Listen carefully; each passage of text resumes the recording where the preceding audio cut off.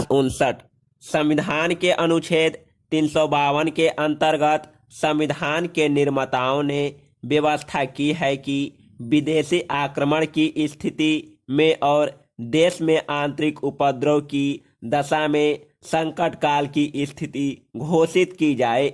उस अनुच्छेद में यह भी कहा गया है कि यह संकट काल की स्थिति 2 महीने तक रहेगी यदि संसद उसको बढ़ाने का निर्णय न करे। इससे संविधान के निर्माताओं की मंशा बिल्कुल स्पष्ट हो जाती है। उन्होंने ग्रेव इमरजेंसी शब्द का उपयोग किया है, केवल संकट नहीं, गंभीर संकट का, विदेशी आक्रमण का संकट और देश में व्यापक उपद्रवों का संकट। और संविधान के निर्माताओं ने 2 महीने का समय भी दिया है।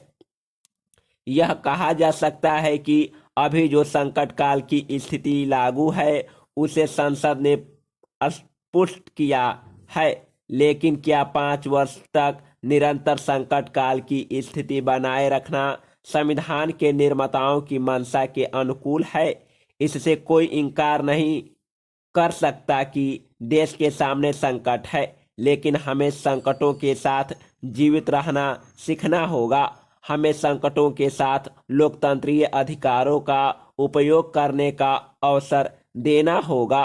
संकट काल की स्थिति की घोषणा करके हम संविधान द्वारा प्रदत्त मूलभूत अधिकारों को कुछ काल के लिए स्थगित कर सकते हैं।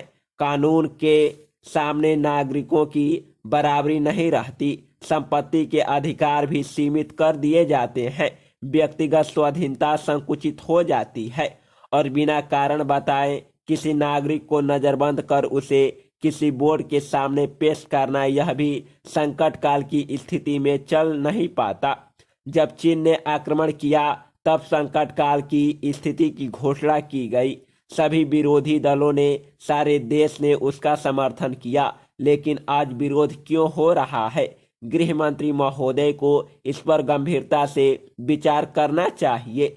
इसका एक ही कारण है कि देश के सामने संकट तो है, लेकिन संकट की अनुभूति नहीं है।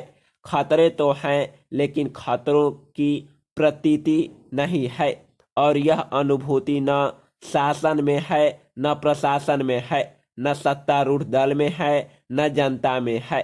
अब यदि संकट है लेकिन संकट की अनुभूति नहीं है, तो फिर कानून से संकट की स्थिति बनाए रखने का क्या लाभ होगा?